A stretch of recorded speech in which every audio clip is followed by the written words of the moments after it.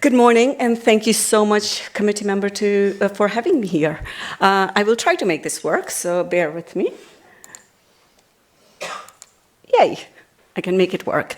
Right, so this is my personal view. So this is not, thank you for the introduction, but this is not HMRC's view, this is my view. I am now, my name is Rakhi Shah. I am a global trade tech expert. I have worked internationally, so GCC countries, Africa, Kenya, Singapore, Malaysia, etc. And I'm kind of studying, so I'm in a learning stage, and I'll give you my perspective on where the trends are going, if that's okay. I've been told not to ask, kind of go in the interactive session, that will come later, so bear with me and just listen to me for a little while, and then we can have a conversation later. Okay, so I want to talk to you about, can't see this, so I'm going to go with this. I'm going to just talk about the overview of international trade, the mega trends, UK imperatives, the future border concept, technology enablers, and public and private sector innovation initiatives. So take it as like a trend. Take this presentation as a trend and patterns that are being observed across the globe. So the traditional role of a national border is changing from its historical objectives. Basically, it was very much around security, the smooth flow, and the revenue. That's where we were about 2.5 years ago, or probably 4 years ago, before the world of the customs started changing. But now there is increasing emphasis on the international policy, the security, the quotas and the sanctions that are kind of coming across. There is also enforcement around the green travel, green cost. Previously, that wasn't something that we even thought about. Now we do. And international trade is a vital component in UK economy. You can kind of look at the numbers. So this is important. We never talked about trade as much as we are in last 18 months. I think COVID hit us, and then we started worrying about where the toilet rolls are going to come from, right? So that's when the whole thing started around, where is our supply chain? We've got to do something different. Trade has to be different. It is no longer the same thing that it was. Previously, we were talking about Singapore trade. We were observing a lot of other countries do things differently, but now it's on our doors. So what made trade happen globally? Standardization was an enabler, 1940s. You can see this graph. So you can kind of look at this, how exponentially the world trade is growing, the global trade is growing. The stability and the trade liberalization, there was a political stability in the globe. Yes, we can say that we've had wars, etc., but there was still stability to a level for the trade to happen. And then there was access to the transport at a low cost. We never needed to think about what is the shipment of the cost or the transport of the cost as much as we are now thinking about. So truck drivers not being available all the way to the petrol prices. It is now an issue. So something has got to change. Now, global sourcing from, so things have kind of become more around, is kind of going from efficiency to effective. Everyone wants to have their supply chain mitigating all their risks, if that makes sense. Global sourcing from low-cost supplier, just in time to minimize the trade inventory cost, and e-commerce has been the biggest disruptor.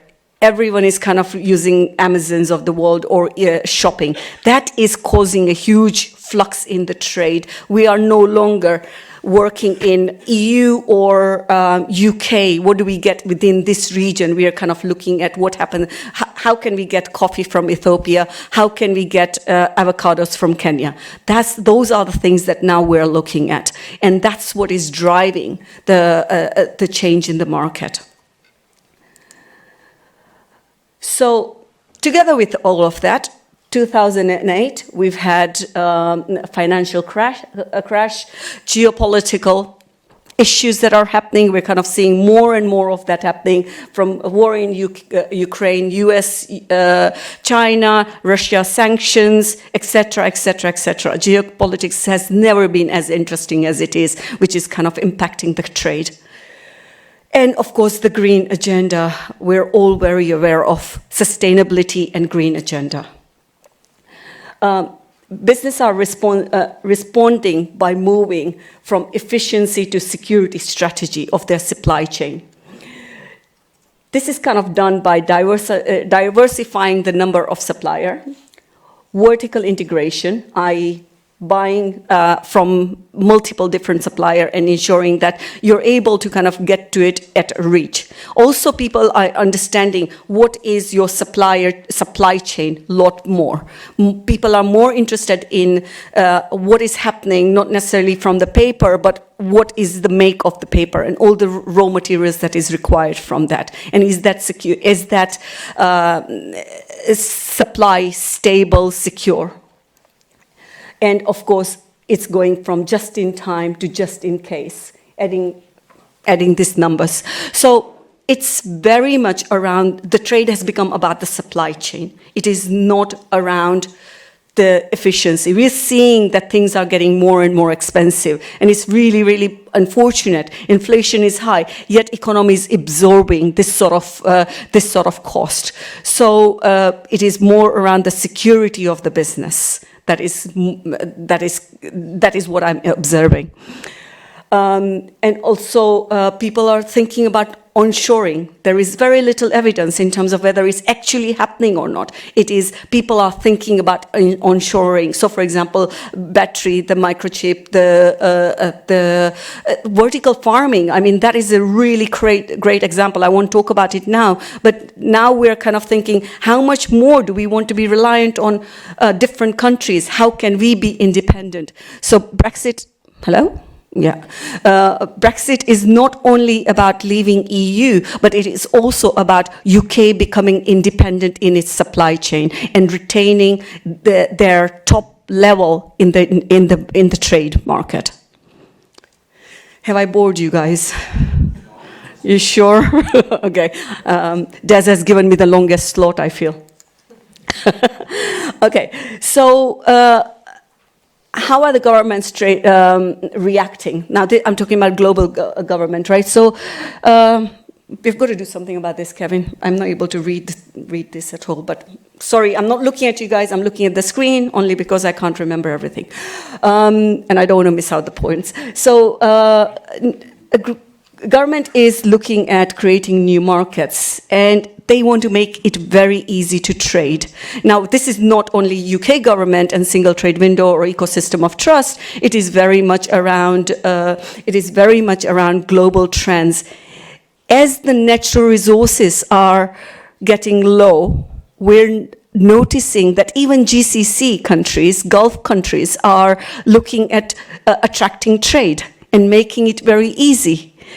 Even Kenya, Africa, where there are resources, and the world is looking to extract resources or extract the vegetables, etc. They want to make the trade very, very easy. So this whole concept about trade becoming easy is a new fashion. It's a way to go. That's kind of how we are going to build trust between different countries and regions. We're also seeing more and more use of technology. Everyone's safe, secure trade. No one is compromising on that. So using things such as Internet of Things, i.e. the devices, the blockchain, the data, to predict, to use to be able to identify the supply chain issue, more and more people are using it. Okay? So, priorities for international trade. The trade deals. Two things happening. One is country wants to become independent. Two is having a free trade zone, but also creating an innovative trade zone at a regional level. East Africa is doing it, GCC is doing it, Asia is doing it, and we've seen other areas of the globe is kind of talking about it. UK is kind of jumping around ahead on this. They are kind of not worrying about the region. They're looking at various different trade deals, starting from New Zealand, Singapore, Australia, etc., because that's the way to build the trust between different countries. Also looking at the operating model. I'm not sure whether the current operating model will work, right, for governments to continue when you have to give the same documents multiple times. There is no need for that, so there is a disruption in innovation happening over there as well. Free ports. One can argue that we have already got the policy around free ports, and I keep on being reminded of that. But having a conscious effort of the free port region will certainly help trade community and the trade for the country. And attracting talent. That is kind of the biggest challenge at the moment, is attracting talent that can run some of the system, can come up with the innovation, because the technology is moving at such a fast pace. There is one around disruptive technology, and another one is technology disrupting the business. So there is two aspects that's going on, right? And we want to work with the disruption of the technology without impacting the business. So it has to coexist. There has to be a use case for technology. And that is a huge challenge. Everyone kind of says, blockchain, yay, we need to be doing blockchain. Well, for what use case? So I go around the world, everyone talks about blockchain. Everyone talks about big data and machine learning. But it is difficult for CIOs to prove what the use case is and the investment that needs to be made over there. So, yeah, so loads happening in this space. And UK is introducing digital trade bill in 2022, which means that things will be handled electronically rather than paper. Principle of future border concept. So, few things I want to talk to you about here. Integrated, so there is, yeah, I'm going to kind of take it from the top on this one. So there is aspect of future borders at a national level. Then there is digital trade corridor, which is between the two countries. And then there is ecosystem of the trust, which is kind of looking at the whole supply chain. So if you take from the top, digital trade corridor, which is UK in and out of a different region or a country. So Kenya can trade and UK. That's kind of one-on-one, but also there is an opportunity for East Africa, free trade zone and UK. Making that electronic, making it very easy together with the trusted trader is one aspect of things that people are looking at. Another one is around the actual ecosystem of the trust. This whole end-to-end supply chain, and I'll go into it in a minute. The whole end-to-end supply chain can be automated, or at least 60% of it can be automated using some of the technology we talked about. And another one is around the advanced trusted trader. So having an ability to have certain amount of trusted trader that is following a route end-to-end would really, really help. And that's where a lot of global trends are happening. really kind of focusing and zoning in on AEO at the moment for efficiency of the flow. Okay, so single trade, what is it? It is a smart platform. It's a one-stop shop for all trade journey. It is ensuring that end-to-end, so you don't have to submit something to HMRC and the same document needs to be submitted to DEFRA, or DEFRA gives the health certificate, and then you need to go into another system, CDS, and upload your health certificate, etc., etc. GVMS, whilst it's kind of doing things together, it is still, there is a lot more to be done in that space. So single trade window is a portal, whether it is via API or via digital portal, or whether it is on your phone.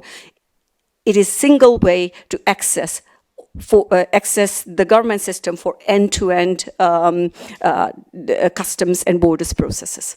That's what single trade window is. Yes, it is far, far more complex, and I wish government all the best in designing that. But it makes sense, and it is done. It has been done in GCC. It has been done in Pakistan. It has been done in Malaysia. It has been done in Singapore, New Zealand, Australia. So this is not a new concept. It is tried and tested concept. And it is actually Turkey, Jordan, and I can give you quite a few names where the implementation has been fantastic. And there has been a direct relationship to the trade and economic growth as well. So these are the things that I talked about. I'll kind of, you guys would have heard of Internet of Things, which is the biggest thing about Internet of Things is CO2 levels. You're able to work with the green technology. Right, you're able to kind of make your end-to-end journey more efficient. Then you basically have the concept of distributed ledger, which is all about the private and public tree. Hands up for anyone who's heard of cryptocurrency, Ethereum, Bitcoin, etc. Right. Okay, everyone. Perfect. So the security that is being used over there is what DLT would use, together with the segregation of the data. So if you're providing your data to any government bodies, what it's doing is you've got that data, you give that key to the government and anyone else you want to. So it's how the Bitcoin works, i.e. you've got private, public key, and your information is in public zone, as well as you hold the key to your data, and you share as required. So whether it is a transport company that you want to share your data, you don't have to share all of it. So this is a beautiful technology, but there is a use case for it in single trade window and ecosystem of trust, because you're able to kind of make that journey far more seamless. And of course, more and more data that government is able to collect, the more they are able to keep us safe, because the whole process for single trade window is based on three results: green, amber, and red. In implementation that I've seen in GCC, green is you go through, green lane. Amber is all about, it's about document checks, and red is about the inspection. But we cannot lose the sight of the random checks as well. So, that has to happen. Okay, so value from technology, UK and private sector, what are they doing? So public sector and private sector. So single trade window is in design phase. Ecosystem of trust is being piloted. Integration of border systems and digitization of digital-based process. So for example, psycho certificate, health certificate is all being digitized. And from private sector perspective, supply chain visibility, more and more people are talking about ERP. ERP that has got transport, that has got declaration, that has got ability to track what is happening from invoice to delivery. More and more people are looking for ERP systems, and there is a disruption in that space from industry perspective. Last week I was in multimodal, and some of the product that are there is really innovative. It is kind of ensuring that you're able to manage your whole supply chain and the transport and the predictivity of the weather. So the whole thing is kind of coming together in an ERP. Another one is around the monitoring and tracking. So you want to ensure that we've got something called RFID. Actually, has anyone heard RFID? Right. So RFID is basically a tag. This is being used again in Singapore and Malaysia. So RFID is a tag. It's like a seal. You know, you for ENS declaration, you've got like a seal number that goes on that RFID tag, or RFID seal number goes onto the onto any of the consignment trucks, etc. And it is tracking what is actually happening with that consignment and the goods. And if it is taking the route or predicted route, then it doesn't really flag up. It's again other pieces of data that trade is able to prove to the government that this is a normalized flow for your business. So it helps with the trusted trader levels as well. Then, of course, it is around the performance and monitoring. How much carbon footprint are we leaving as well? We're able to identify that through every transport, every vehicle, every shipping, every air. So it allows us to monitor whether we are green and we are sustainable. Smart customs platform to reduce international trade and administration overhead. So your export is my import is your export, right? So that, and vice versa. So what tends to happen is we are continually reusing the data. I get that it's a different legislation, but with the trade corridor, you're able to exchange the data right from the get-go.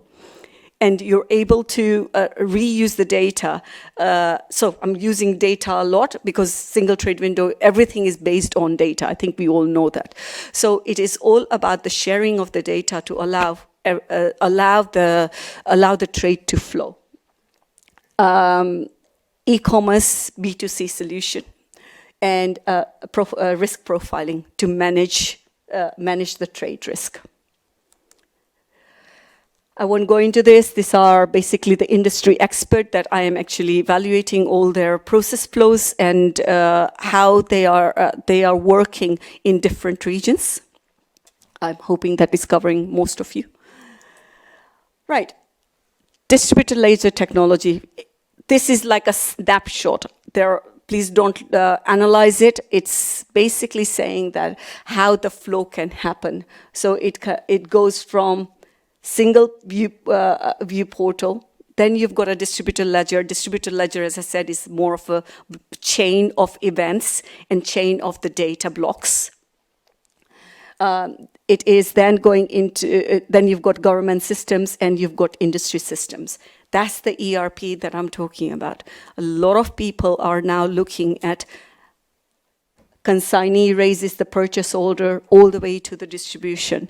How do we make that happen? And across different legislation, especially when we've got a free trade deal and we create or government creates a digital trade corridor. It allows for the blockchain events to be triggered and it can be all used via a single portal, making it very easy to transact trade.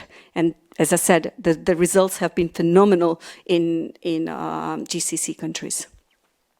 But also it focuses our government to on the risky goods. It's not working on the paperwork and the trade can do their business. It is more around getting the trade flowing and economy growing. So questions for you guys, and maybe for you to think about. You're most welcome to take a picture. I'm happy for us to have a conversation during the panel discussion, but I'm really interested to know, one smart portal for STW for all international trade needs, does it replace or complement today's broker, CSP, and software provider? Love to know your thoughts on that. Will trade take on board self-sufficient model? On ecosystem of trust, real-time transparency of the supply chain in exchange of advanced facilitators. Are traders and carrier comfortable sharing the commercial data, although it will be within the traders' private data? It will be private data, but it will be hosted on another platform. So it's like having a credit card on your Amazon. Is world kind of going towards allowing to store this information in a public or different platforms, which is not on-prem? How will trust level be measured and monitored? And I'm not necessarily talking about trusted trader specifically, because government will come out with their policy on AEO, and many countries do deploy that. But I'm talking about the trust of how the risk engine is working. Is that something that needs to be co-created? What is the supply chain flow? I'm sure it is not as simple as a single line. So how would the trust be measured and monitored? Are there enough skill resources in emerging technology? So all the things that I've talked about, there are probably 5 suppliers across the world that has got a product such as this. More and more we saw that is coming out in multimodal, but is that kind of something that any company can retain in terms of the skill set?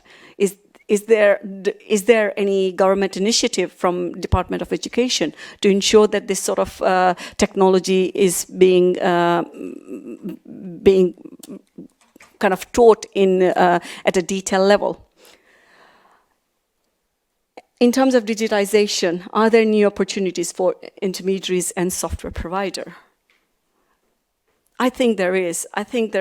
I personally have seen this in Malaysia, where customs brokers' role is very much changed. It is not necessarily around filling in the declaration. It is advising on how do we do clearance, and how do you deal with hazardous goods, and so the role has changed to become digital intermediary. And are we ready for that? I wonder. I've seen that happen in other areas, but I wonder whether that is going to be the case in UK market.